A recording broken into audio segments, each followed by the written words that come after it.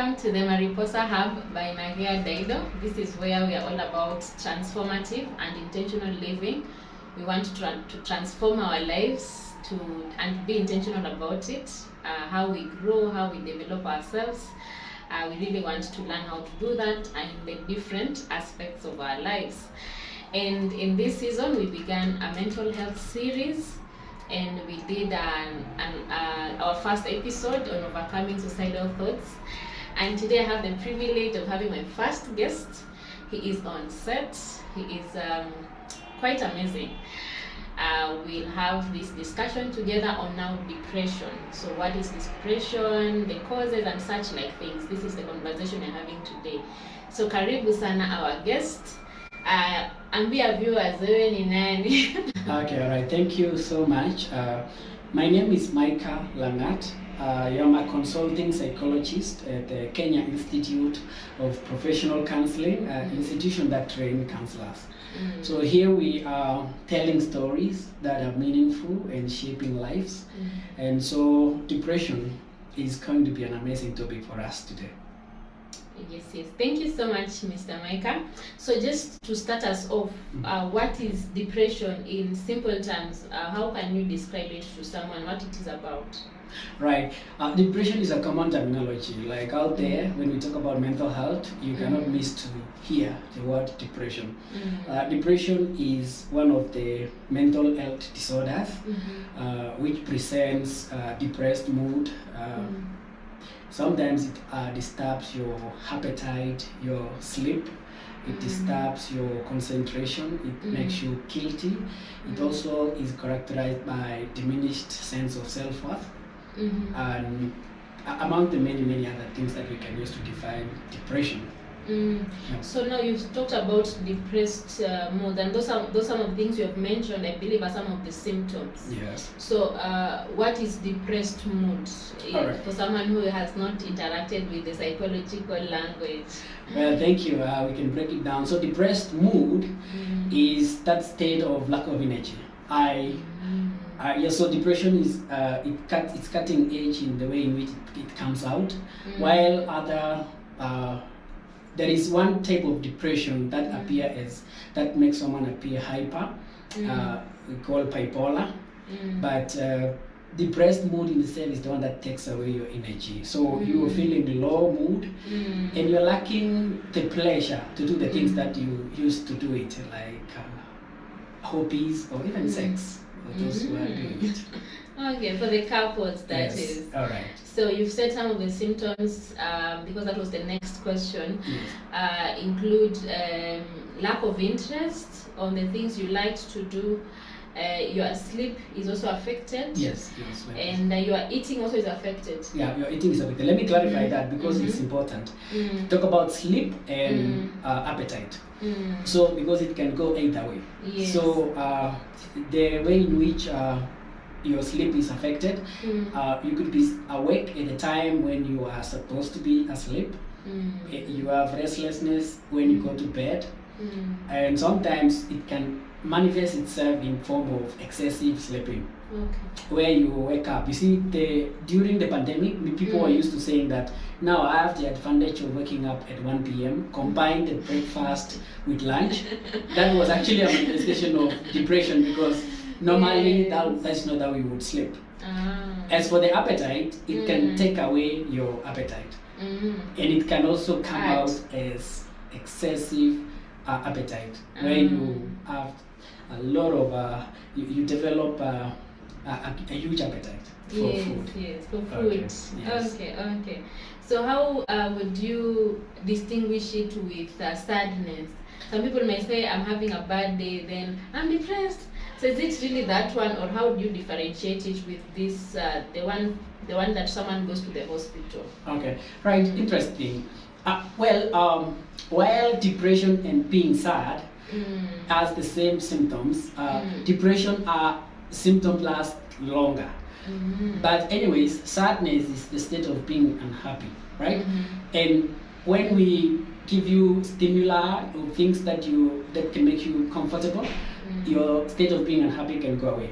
Like for example, you experience you lost your phone, right? Yes. You become sad about it. But when you replace your phone, you get a new one, your state of being sad will be taken away. Yeah, it will go away.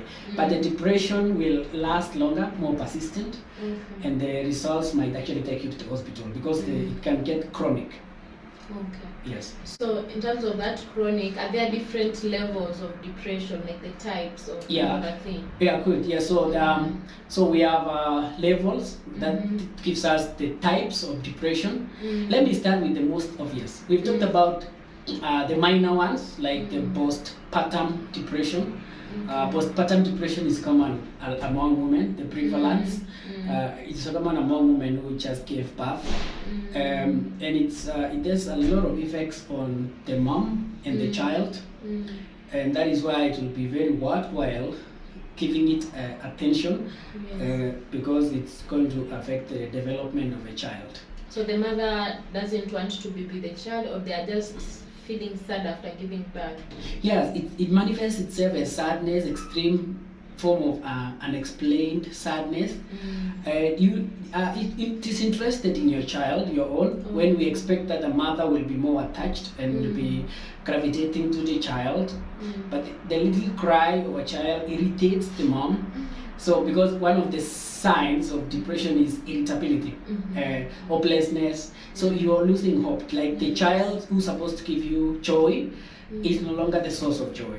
It's a source of irritability. So that is some of the signs of postpartum depression. There are others like psychosis, psychotic depression. Psychotic depression it detaches you from reality. Yes, it actually it can be confused with hallucination, because it has the same effects with hallucination. You are detached with reality, and while you're supposed to be doing things that make sense, things don't make sense for someone who is experiencing psychotic depression. Like you see yourself in another level, in another world. Yes, you are very much removed from the reality. Yes, going faster, there are others like bipolar disorder. It is also another depressive, it's another form of depression, and it can manifest itself as you become a hypomania. Hypomania is when you lack interest in things completely. But the hypomania makes you like you too much energy. And you like to talk so much. Yes. And it's not the kind of a life that is normal or perceived as normal. And then now there are times you get low now in that the bipolar now. Yes, the bipolar can also manifest itself in a low mood, which is one of the things you're describing as depression. There are other types of depression that are extreme, like the major depressive disorder. Major depressive disorder lasts a little bit longer, more than months, months, weeks, and it's affecting your totality of functionality. I think those are some. We can just mention a few for purposes of clarifying. Oh, thank you so much for that one. I think that one of the major depressive disorder, I think I had mentioned in my previous video that I had been diagnosed. So I think I was given that one. So that's why it took long in my campus years. So I can connect that it can take long. Yes. Before then, now you continue recovering. Yes, and then there is a seasonal one though, right? There are seasonal ones where you are in a season of enjoying ultimate life, and then after some time it comes back. So that is seasonal depression. Then it goes along with dysthymia. Dysthymia is a dysthemic disorder. Is a kind of depression that also is seasonal, but it persists and it lasts for long. All right. Wow, interesting. That's seasonal one. That it can come back when you are feeling okay, then just it hits. It hits you, and it almost operates like bipolar. Bipolar actually comes and go. Yeah. So people diagnosed of bipolar, they enjoy some life free of that ill health situation, and sometimes it comes to them, eating them, and it's making them to have that state of depression again. Yes. I think those are very eye-opening discussions. I hope you're enjoying the discussion. You can subscribe if you haven't, so that you just continue to learn these discussions. All right. Yes, so now we are continuing the discussion. So what are some of the causes? So what's the origin of this condition? How can someone know? Are there some people who have the tendencies of getting them, or what makes someone get this thing? All right, interesting. Now, when you think about the causes of depression, the first thing that comes to mind, because when you think about depression, the only thing that comes to mind is psychiatric intervention. So we have always been explaining depression as a biochemical imbalance in the brain. So that we say that you are having chemical imbalance, biological chemical imbalance, that there is a chemical which is not in the ratio that is sustainable for the body to function normally.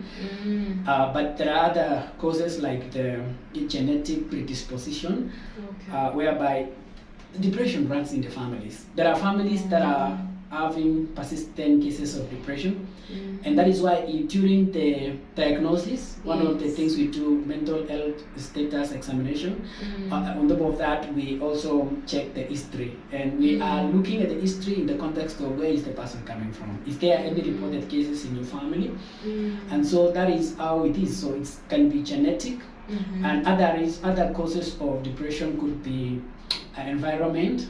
Environment, I mean, where you are. Let me give you a typical example of an environment. It's your workplace. If you have no control over your work, people who have no control over their work, like they are the ones receiving instructions, usually are more susceptible to depression compared to people who have control over what they are doing. Other explanations about the environment includes where you are, where you grew up. People who grew up in industrial environment are more susceptible to depression compared to people who grew up in the rural, serene, green environment. Okay, the freshness of yes, the village. The environment. So the noise, the constant. That's why one of the recommendations we are giving parents during these holidays, the 54 days of staying outside the school for children, we recommend them to be taken to the village. Another cause of depression, which is interesting one, is tired. It comes from our food. There are foods which the junk foods that we all are liking, we love them because of the way in which they are good. But while it has those effects of shaping our bodies in a way that is not very nice, they also do not satisfy our psychological needs and psychological growth. So therefore, it makes us more susceptible to depression. Junk foods, you know them. So food can be a major cause of depression.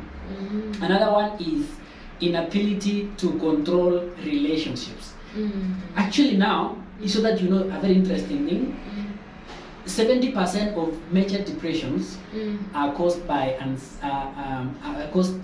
emanating from relationships.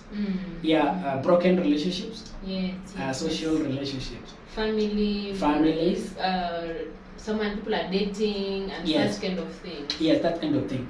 Okay, well, when we talk about relationships, what we are focusing on a lot is the ability to, or person's resources of sustaining and maintaining social relationships. I want you to know that in the complex arena of social relations, human beings have been created to be sociable, and therefore, when we look at the history of depression, there has been an increasing number of depression when we exceeded when we came from industrial age, and then we came from these types of communism. So during communism, at the time when human beings used to live as a community, depression rates were low. But now when we entered industrial age, and we have capitalism kicking in, where people live by themselves, like right now, we are living in a competitive world where everyone by themselves call for us, right? So that kind of life, the capitalism life, is not very good for people who are not resilient, and they can plunge into depression as a result of isolation. which brings us to a more common thing we talked about during Corona, the isolation of people. It was more majorly depressing for people, for a number of people, and people were not experiencing depression then. They're actually experiencing what we call post-pandemic depression. You might have been enjoying life of isolation, but depression is kicking in after the pandemic. So you are watching out. Right now we are reporting a number of cases of people who are depressed. I've actually had major symptoms of depression, so I could use myself as a case study as we discuss. Yes. Okay. So in connection to that aspect you've mentioned about the industrial age that adjusted our communal aspect, especially as Africans. Yes. Right now we are even now getting to the technology aspect. Yeah. We are now in social media, the virtual world. Yes. People are now, we are almost, everything is going virtual. Yes.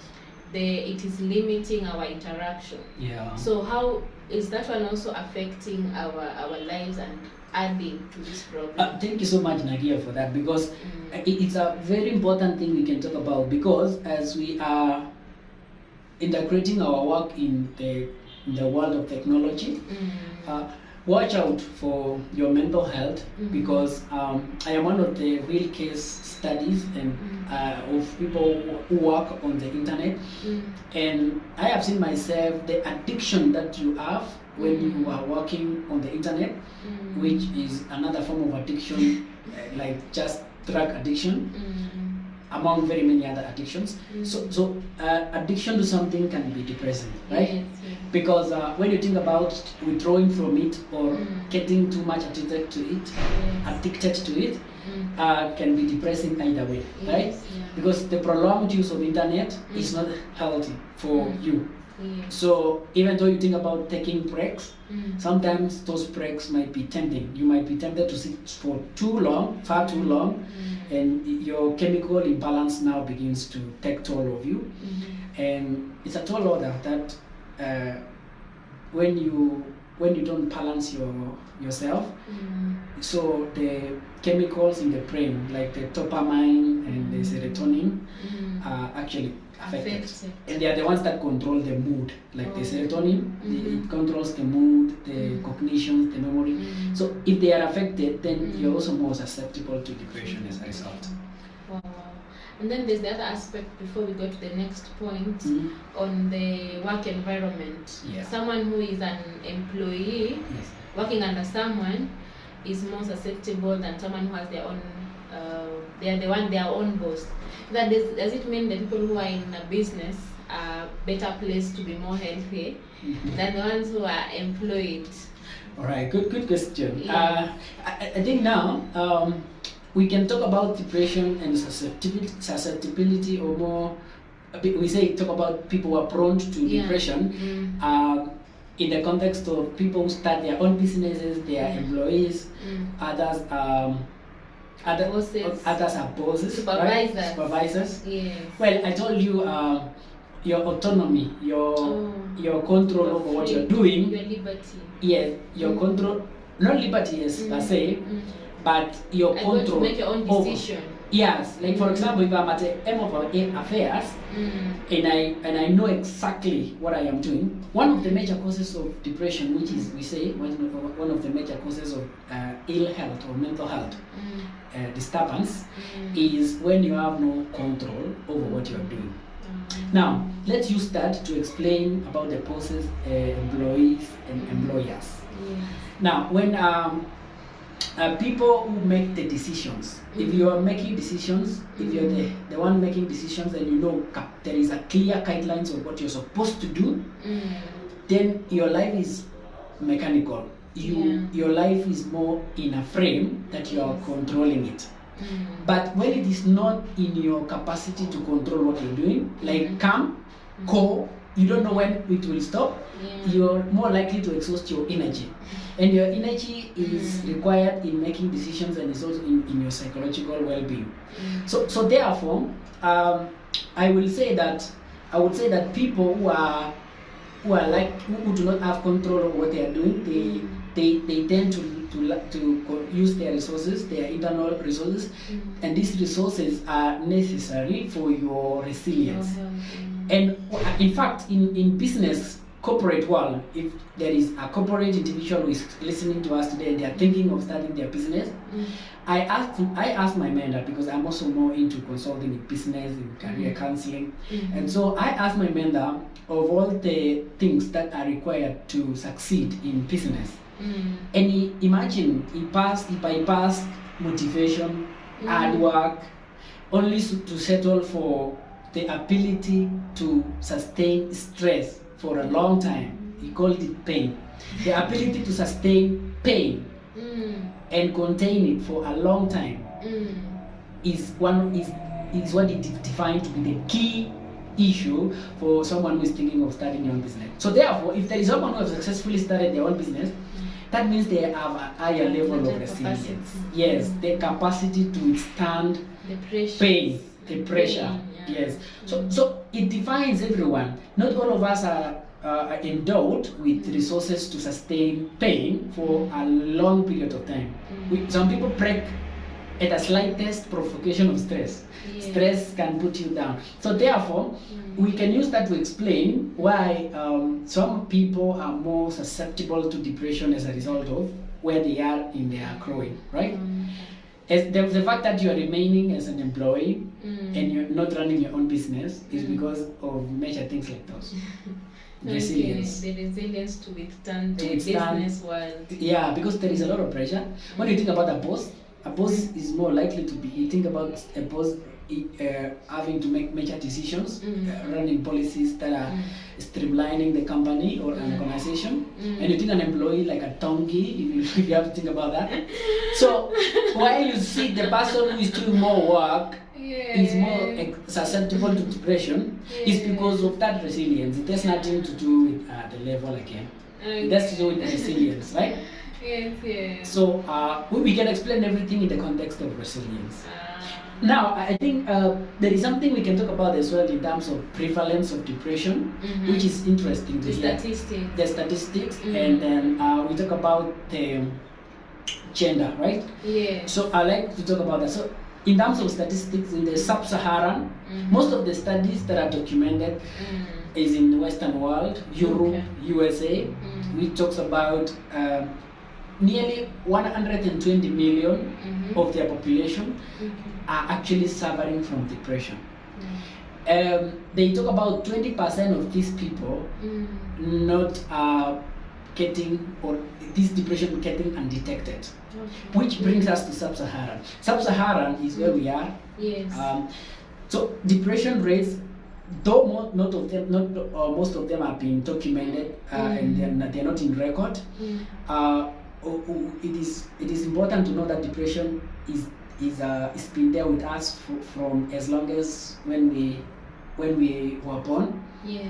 Because I came across a study by one of the universities in a major university. He was talking about societal ideations in the context of tired. Yes. And he quoted actually that lack of cholesterol, in as much as we are fighting cholesterol, says lack of cholesterol in the brain is actually what is causing people to make successful taking away of your life. Like, it increases your suicidal thoughts. Not attempted. I mean, there are many cases of attempted suicide. You understand? Yes. In fact, more women, according to statistics, more women attempt suicide than men. Okay. But the number of successful cases of suicide that are reported are by men. Why? Okay, the obvious reason is because men use more lethal methods of taking away their lives, like them, like they use their gun. They don't use medicine, like excess medicine or excess Piriton, which you can be saved. You can be taken to the hospital and you get saved. They even hang themselves, which is more sure way of killing yourself. Yes. And it's not so that is what makes men more. The reported cases of societal attempts that are successful to be more on men than in the women. Now, depression is the same. Depression affects more. There are more reported cases of depression in women than men. Like more women are more prone to depression, and the reason is obvious. Because they are having other co-occurring mood disorders. We talk about mood. In fact, when you talk about mood, think about woman, like Sina mood. In fact, I told my boss recently, I came to the office and then I told my boss, Sichiski, like I'm having some mood issues. And she said to me, Kwani, are you a woman? So it's because women are known to have mood disturbances. Yes. And we began by saying that one of the manifestations of depression is low mood, like depressed mood. So it sounds synonymous with mood, right? Yes. So now that is some of the things we can talk about gender disparity in terms of depression, but it is prevalent among every generation, every demographics, women, young people, old, especially between 14 years to 44 years, major depressions are reported there. And so we think about statistics in sub-Saharan. I have admitted that most of them are not recorded. In fact, for men, when they go to the hospital, depression go undetected because the way in which men are being socialized to hide some of these things, right? So a man cannot admit that I am having lack of sleep. In fact, you'll ask them about the major things that we talked about as highlighted in the DSM-5. The DSM-5, which is the statistical manual that we use in assessing, in diagnosing. So when you ask a man whether he has had these symptoms, they might not be very quick to admit that they are suffering from this. So therefore, most of the depressions in men go undetected at the end of the day. Yeah, so I think we can talk about that in a way that is fake. And, but thank you for those highlights of how this thing is affecting our numbers, the genders, the age groups. But somehow most of the time it affects someone in their lives, sometime in their lives. On the bit of the resilience, if I can take you back, child upbringing. There's some people, you can hear them, sometimes they comment that what was squeezed, they are not as resilient as in the young people of our time. We are not as resilient as the older generation. So is it something that they did that we are not doing so that our level of withstanding things has gone down, or what can you say about that, Ryan? Well, it's very obvious that watoto wa siku hizi kwanza tukianza na chakula. Let's start with food. We began by saying that one of the causes of depression is meals, diet, right? So watoto wa siku hizi we are eating junk foods that are not contributing to psychological well-being and resilience. I actually want to go to add the word resilience as we talk about depression, because why something happened to twins, sisters, and it manifests itself in one twin compared to the other. If they experience the same disturbance, one of them will snap out of it quickly compared to the other. It's because of resilience, right? Now, it also goes beyond that. It goes beyond that because we've admitted that it's also caused by biochemical reactions. So the circumstances that one person go through, like one person is continually subjected to stress as a result of maybe their boyfriends is nagging them, and then maybe they have extra work to do. So our education system can be confusing and disturbing.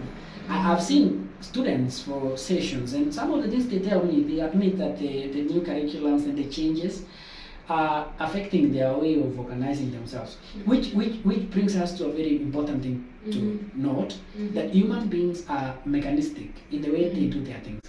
When a human being, if you have, we're explaining that psychologically, when we say human beings are mechanistic, and it's important for you to know. Protocol, It means procedure. that they are used when you tap a certain pattern in a human being, it will give you what you want, what you ask for.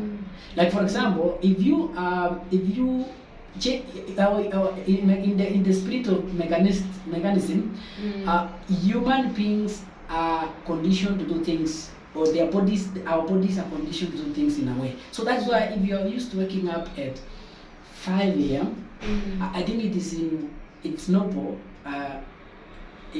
to stick to that. You know? Okay. Yeah, even if you are going for a vacation, for those people who get a vacation just off from work, one of the things I talked about post event, post pandemic, or post something. less post pandemic depression is more severe compared to the depression that you get as a result of going to an event. So like for example, if you have to take a leave for 1 week, make sure you continue waking up at 6 a.m. if you're used to waking up at 6 a.m. You know why? Because our bodies are mechanistic. If your leave period will be elapsing and you're used to another new habit, then you have taught your body a different habit that is not going to be functional for you. What is going to happen is you'll come back to work, and instead of coming back rejuvenated, you're coming back with a lot of fatigue. Which fatigue is one of the symptoms of depression. So therefore, what I was saying now in the context of that is that you just need to watch out your life, because now it's mechanistic. Your habits. Your habits has to be consistent. And so building consistency in our systems. Exactly. That I could not put it any other way. Building consistency in our system, it's going to reward us. Wow. Yeah. Thank you so much. I think those are quite important highlights that we are learning.